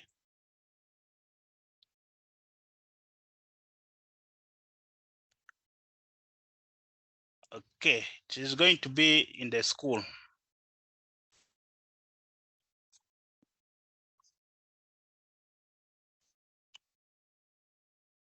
Then you use the in place.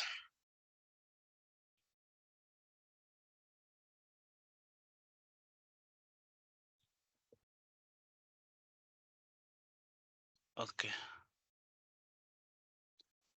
Or the threshold none is the one complaining. So could just remove this and see. The bracket is not closed, so we could close that. There are two problems. What are the problems? Okay.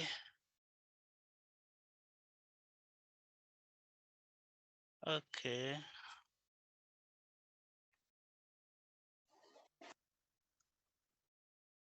Okay. Drop now. Trash. Because none. Subset. School.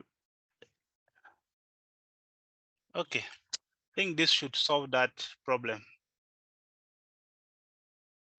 This is how you write it. Now it's not complaining. And you know, with Python, one is not complaining, it will be able to do for you that. Okay. So I expect it to have removed that.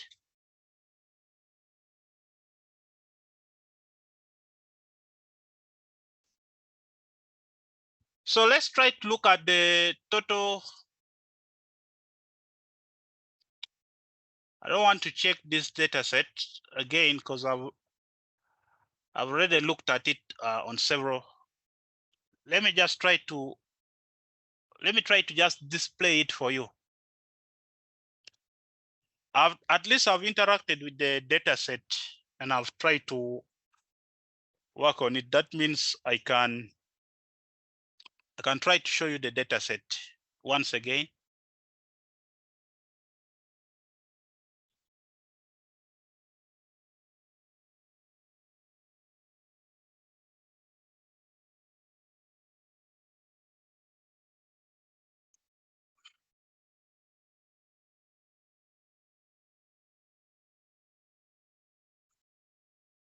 Okay. So the thing which I want us to try to look at is, let's try to look at total of candidates. Just down there. Oh, it's a long data set. That's why I said you cannot scroll all through this. But you can check it. Is this part of this is a manipulated thing, eh? Hello, students. This is kind of manipulated, right?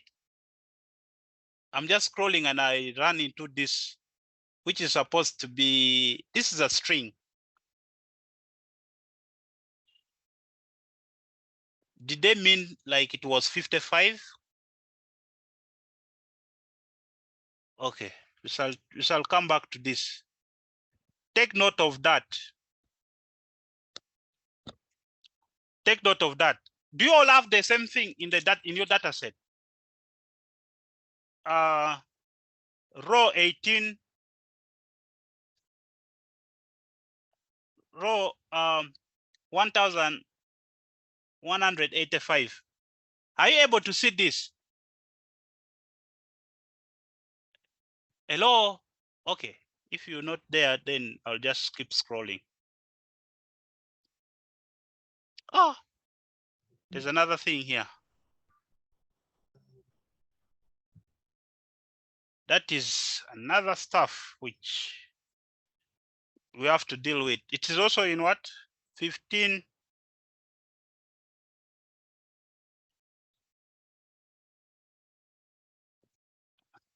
Okay. I noticed this. I don't know whether you notice it. Evening adult. Oh, there's another line there.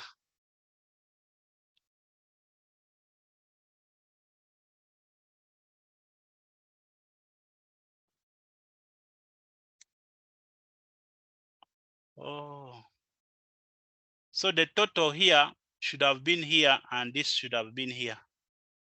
So we need to see how to implement that. Okay.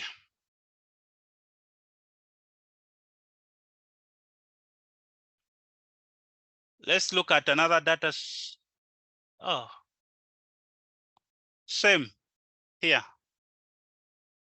This and it's here.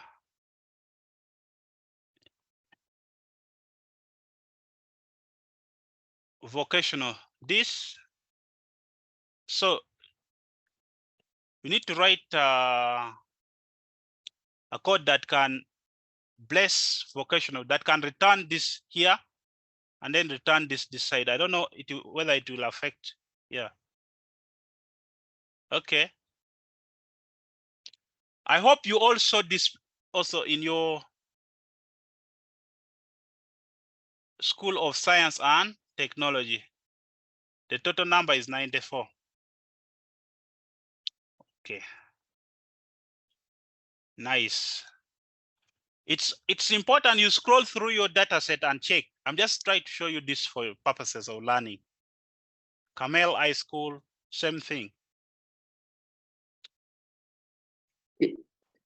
Yes, but the one I have it only has integer numbers. First display the data set you have. Help me display it. Because this data set here. First display the data set that I sent you.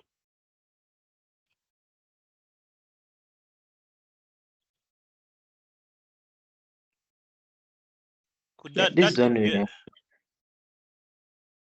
This one we are having. It's not having these things like the way I'm having them. Yeah. This one you gave us. Our data set seems to be fine. Send it to me. I don't know what happened. Put it in the chat, let me get it. Okay. It was going to give me a lot of more. I'll just reload that data set, rename it, and then put it back to me in the chat and I check.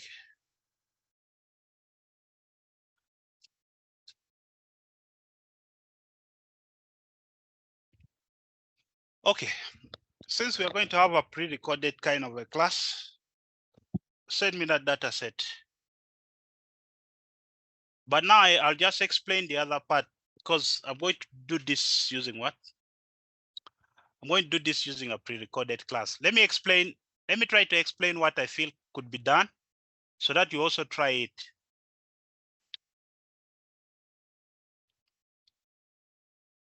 I said, oh, and drop it in the chat. I'm not yet seeing it in the chat.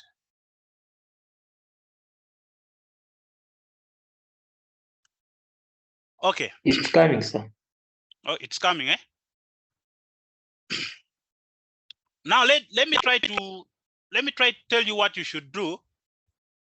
There. I'll have it's there. Eh? I'll try to have a pre-recorded class for this. Before end of today, it will be up. Let me work out the solution and finish it. Then I can now talk about correlation, because that's the only thing which is there. I talk about correlation and then descriptive statistic briefly. Don't worry about this. I'll complete it and send it online, and you follow it along. I would have enough time to explain to you even the codes line by line. So now let me explain what is remaining. But this is how you would probably handle. I'll explain this entire work. You'll find it in the pre-recorded class. Let me explain for you what is remaining in the other part of the, because I'm now happy that most of the things I wanted to talk about, I've already mentioned them. Now, what I want you to understand briefly, I'll handle that the other remaining thing. When you deal with statistics, statistics for data science, you look at descriptive statistic. Now, when they say descriptive, basically it will focus so much on the mean, median, and mode. We did some of them. And then we'll also do standard deviation. Okay, you can, this part here, the mean mode, is just measuring central tendency. This measures central tendency. Then there's what they call also what? Dispersions. So this measures central tendency. You could read more about it.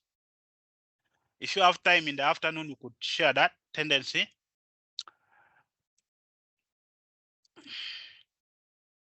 Then this other remaining part here measures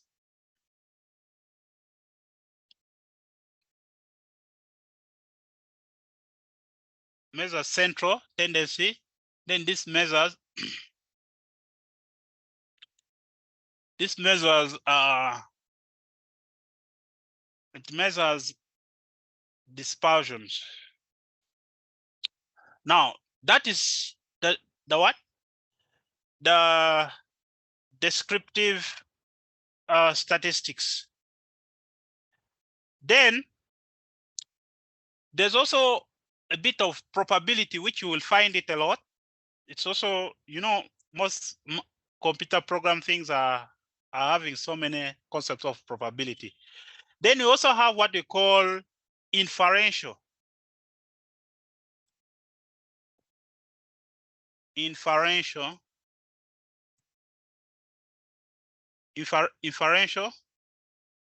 statistics. Now, the inferential statistics is the one that covers the concept of like make predictions, okay? Like if you train a model, makes kind of a prediction, and then you can it identify variables and hypothesis. Yeah. So you can read more about this, but at least you've tried to deal with some bit of difference descriptive statistic. So where you see you're trying to predict or train a model in that, and this normally comes with moduling. Okay. So you try maybe to do some bit of moduling, make some decisions. Yeah. So these are the kind of statistics that you can deal with. But there are other concepts that are normally handled in AI or ML. Especially in ML, you can handle these concepts of regression, classification, and then clustering, and then anomaly detection. So you would find all this a common thing that people use. Then one last bit of it, which I want you to probably try it, or I can talk about it, is correlation. Is Python. This one I can probably use a simple script in form of a list. Then you can do this bit of correlation, and I explain. Then that would be the end of it. Those are the only concepts that are needed. But there are other, if you want to go into details, there are other concepts there. But trust me, for those ones who are willing to meet me, starting from tomorrow, we are collecting our data set. Try to get in touch with Elisha. I have the papers with me. You come and we get our original data set that we will use next week. The time for meeting me is from 2 p.m. up to 5 p.m. from tomorrow up to Saturday. For those ones who will come, I'll get the data set. For those ones who have not come, we shall work with the data set we have. But try to make sure that I will provide my WhatsApp number for those ones who would want to, who would come just for me to pick the data set. So this is, don't call me, just text me. I receive a lot of calls. I don't want calls. Just do that. Text me, we pick the data set that we will use for next week. That is the number which is on WhatsApp. Just text me and you come, we pick the data set. So we can now deal with Python. It's 1 minute remaining. I'm going to finish in 1 minute.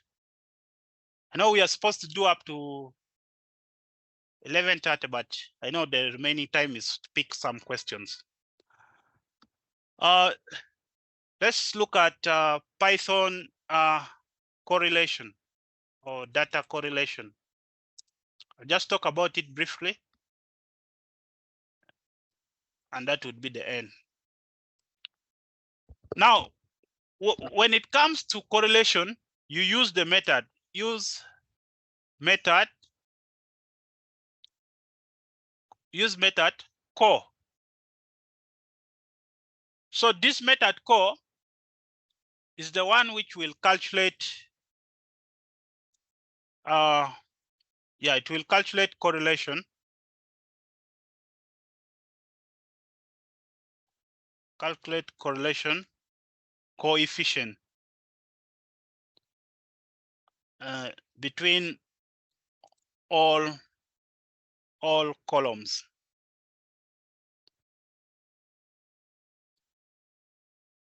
Now, this is the main thing that you could do, which you can use this to get the correlation between all the columns in the data frame. So that is the method core that we'll use. Now I want to mention only one thing, then probably we can look at a simple example. There is what they call a strong correlation, strong positive correlation. This is normally 1, and then strong negative correlation, which is normally -1. Now, and then correlation is also grouped into 3 categories. There's what they call good correlation. Okay, perfect correlation. I'll just explain to you using. There's what they call perfect correlation.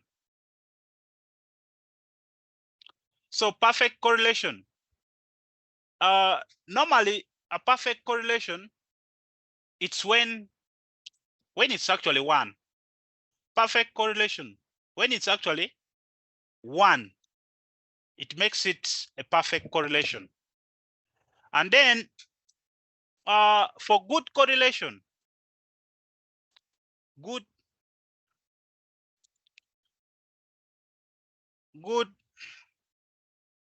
correlation.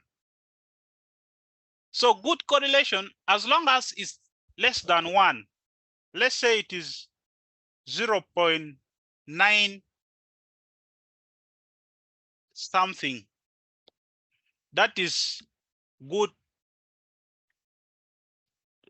correlation. Then for a bad correlation, normally this is above 0.5. Now, when it is less than 0.5, it's a bad correlation. Bad correlation when is less than 0.5. It could be, can be 0.0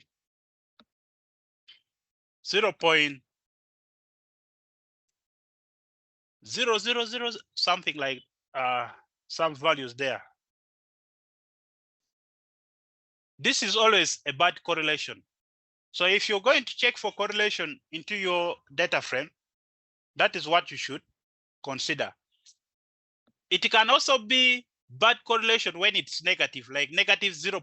that, or it can also be a good correlation when it is a negative something like that. Okay, so that's what correlation means in Python. Now we could try to look at one simple basic example of correlation. Let's look at maybe like 3 columns and then try to look at the correlation. So let's create kind of a data frame in form of a dictionary. So let's just do import. We already imported pandas from app, so we can just do a df to create a simple data frame. Then we can create some list here where we can say our X. Then we could create the list. Let's say 1, 2, 3, 4, 5. Okay, that can be okay. Comma, then you can create maybe for Y. Then you could try to vary the data so that the data is, because we want to just look at the correlation in them. Could do from 6, 7, 8 up to 10. 6, 7, 8, 9, 10.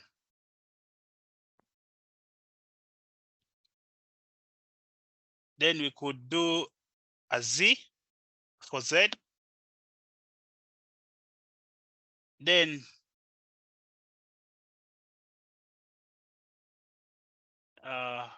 let's just do 11, 12, 13, 14, and 15. Okay. So we could close the bracket. Data is not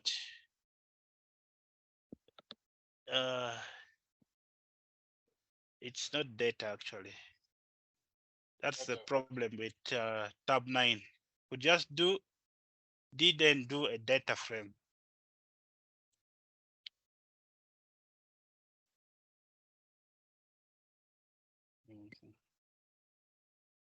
Okay. Then let's now try to get the correlation. So you just use correlation, but you can refer this to columns, when you're working with the actual data. So you could check that out, then you pass in the method, to the method core in that variable. Then you just print the variable to show you the correlation. I think no error, this should show us. So whatever results we get here, we shall try to grade it under those categories of correlation. So when you look at X, Y, X, it's 1. Okay. Now, this is just a simple way to show you which type of correlation is this one. 1.01. This is a perfect correlation. So you could pick out some columns and try to see the type of correlation that you have. Or you can vary the data and try to see if you vary them, will it still be perfect? Okay. Now, when you vary the data, this is still a good, you could explain it in relations to Z, and this is a perfect correlation, or this and this is a good correlation. So you could try to explain it using that approach so that you can understand what good or bad correlation is. But definitely that is how you look at the different correlation. So you can explain your results. This means the X has a perfect correlation, a good correlation, or a bad correlation. We will try to maybe add one more example to that. Okay, that is all with the concepts of data science. Back to you, students. Any question? I'm going to finish the assignment. No, this exercise, have it in a pre-recorded class, share it with you. Otherwise, for me, my journey stops here. Like, what's the use of the correlation? So correlation is just to get the relationship between each columns in your data set. That's the use. If you have like columns where you have values and you want to find what is there a relationship between this? Probably if I want to do a heat map and then no, I want to do a scatter plotter and then try to plot through and see the correlation between. So it also helps you to pick which column you should use it for your heat maps to get the correlation from. Like if you're looking at division 1, you want to see how division 1 and division 2, the kind of performance, how it is performing. If it is 1, that means it's a positive correlation. That means the performance probably is good compared to division 2. So that's the use of correlation. It just helps you to calculate relationship between your columns in your data set. Any more question? So, yeah, sir. So, yes, please. Fuck you.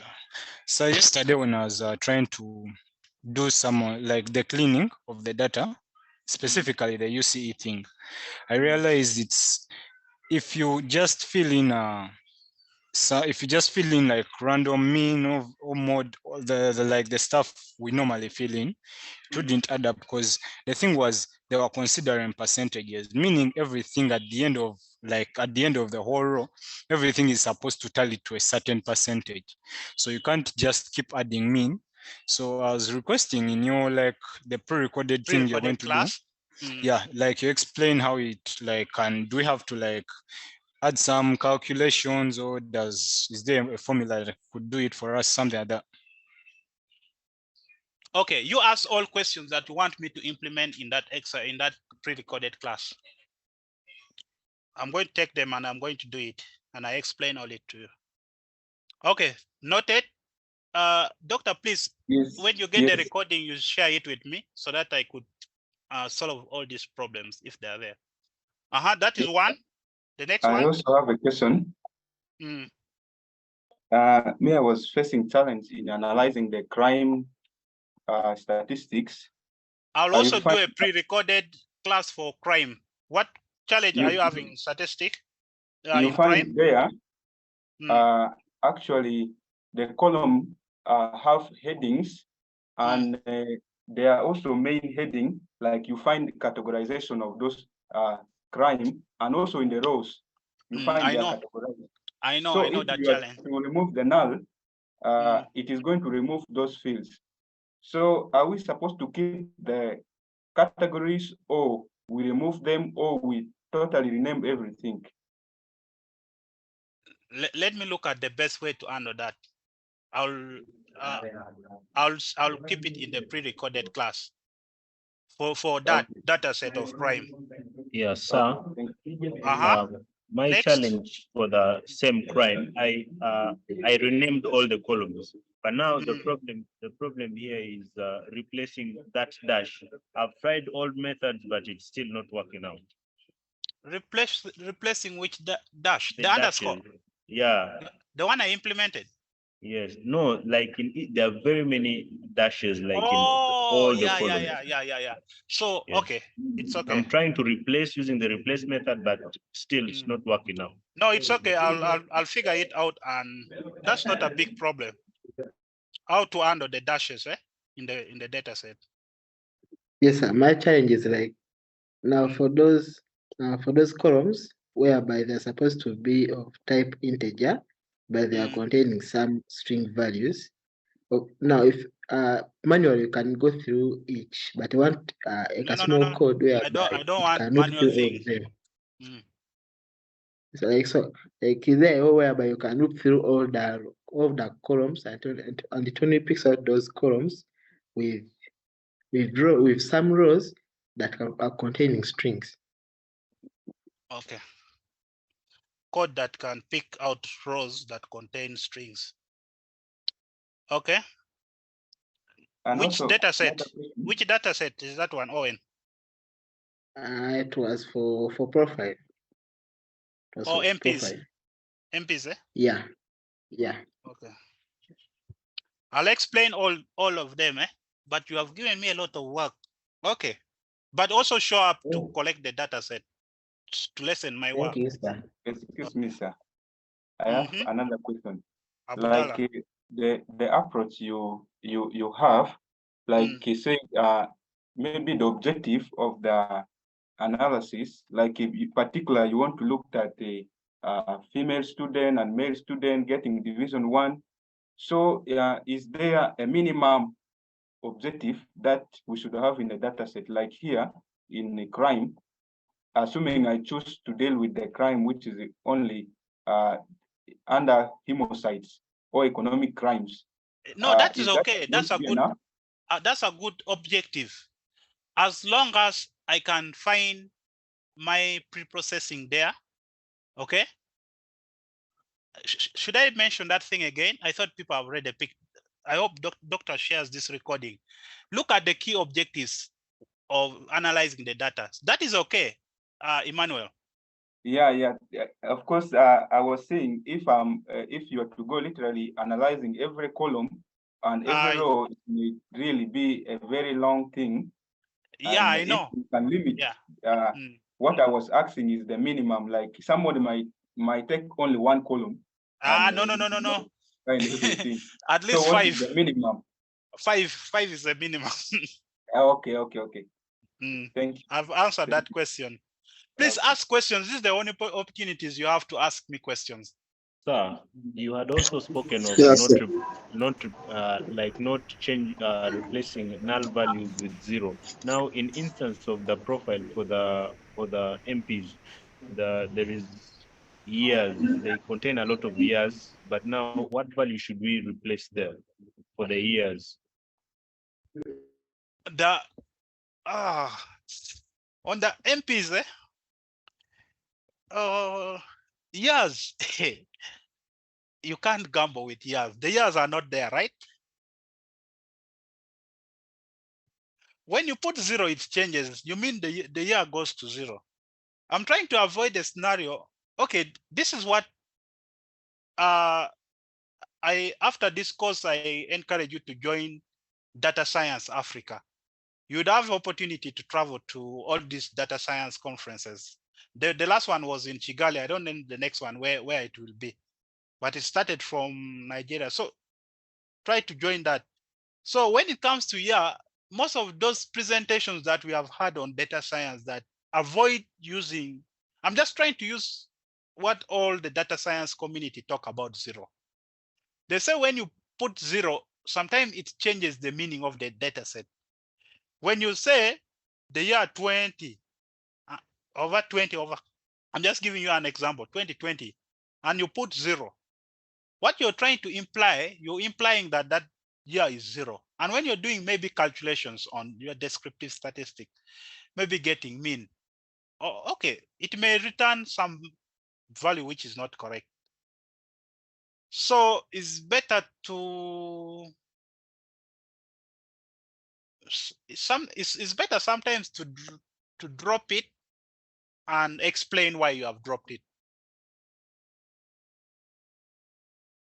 Or of course, dropping it also changes the data.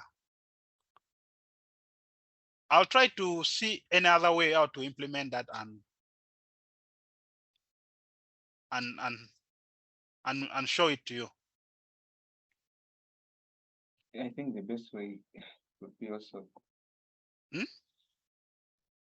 Maybe I think the best way is to see the structure of the data, maybe for a particular MP, said maybe because those years are for the different maybe achievement, academic achievement. Said maybe someone has got degree at this, but let me ask you, in your objectives, if that is not the column you are going to deal with, I don't think it is important to look at it.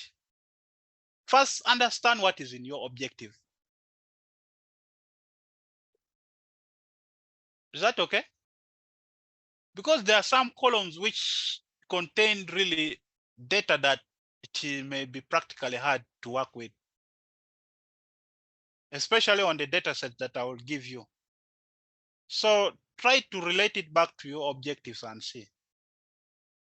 Also, sir, another question might be like, now we're limiting ourselves, giving some objectives, assuming in the real field you have the whole data set and maybe your company need every analysis. So are you still going to limit yourself to something which you can easily do, or you have to do the whole thing? Those are objectives. Like when they tell you what to do, they mean they are giving you objectives. Let me answer him. Emmanuel. Yes. The data set I normally work with from different, let me tell you, most of the data sets, we do it from web scraping. For the purposes of learning, what you learn in class is very difficult than what is in the field. What is in the field is actually much more easier because in the field, you have the opportunity to go back and trace. There's one thing that I've not taught you. You go and learn it on your own. It's called web scraping. How to scrap using beautiful soup. Now, when you extract those databases, if you are given a job, remember you're picking it from a database. If it is wrong, you could help also the data clerk can help you feed in those data. That is much easier. I've done it in health. I've done it in many places. There you have a team of people you're working with. You have the data entrance, the people who are in charge of getting that data. But here, when you are learning in school, we make the problem harder, especially at a university level, so that you think outside the box to fix that. Yeah, I understand. Yeah, so what happens in school is quite different from what is in the field. But in school, we bring them. That's why those data sets there's always a way out to do it. Yeah. But the data set that you work with it in the field are much more clean. They are better. And of course, if the system gives the wrong data set, we will just terminate the system, because we are the people who advise the management on what to do. Say this system is not well programmed. We invite the programmer to do what we want. That's why you always see people changing requirements because of that. Can I give you a registration form? And I stop here, because I don't want to exceed. People will say I've betrayed them. I've promised you I'm now going to give you a pre-recorded class. But feel free to hit me on my email or on my, I'll help you. I'll be more than happy to help you. But I know you can now handle our first project in data science. Feel free to contribute. Okay, let's register and we go away. So doctor, you can stop recording, but help me share the recording with me so that I can go through the comments and implement them into the pre-recorded class.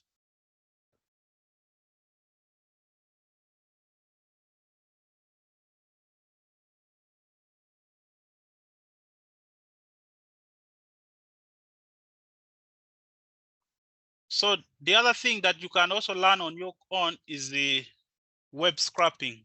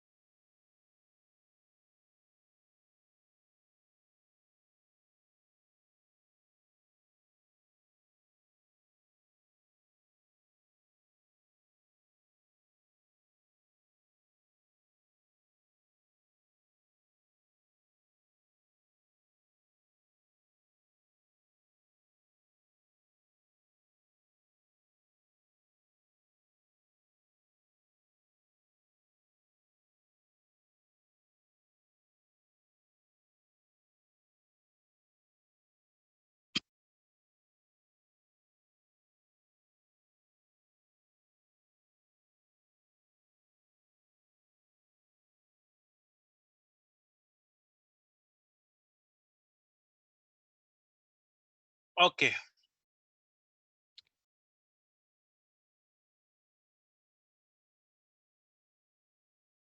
Register. I'll end the registration exactly at what? At 11:30.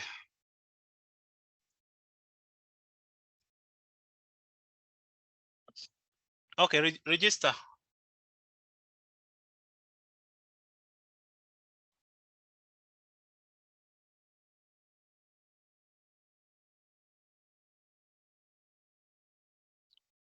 You can register and then you leave at will.